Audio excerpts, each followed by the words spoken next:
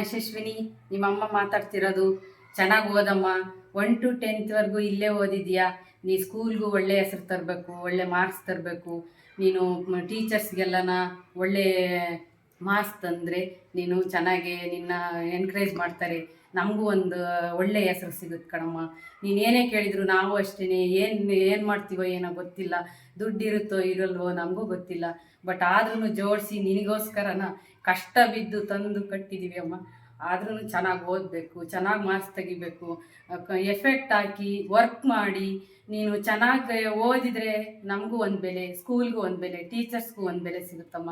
ದಯವಿಟ್ಟು ಹೇಳ್ತಾ ಇದ್ದೀನಿ, ಭಾಳ ಕಷ್ಟ ಬಿದ್ದು ನಿನ್ನ ಓದಿಸಿರೋದು. 1 to 10th ಇಲ್ಲೇ ಓದಿದ್ಯಾ ಅನ್ನೋಕ್ಕೋಸ್ಕರ ನಾವು ಇಷ್ಟೆಲ್ಲ ನಿನಗೆ ಕಷ್ಟ ಬೀಳ್ತಾ ಇದ್ದೀವಿ.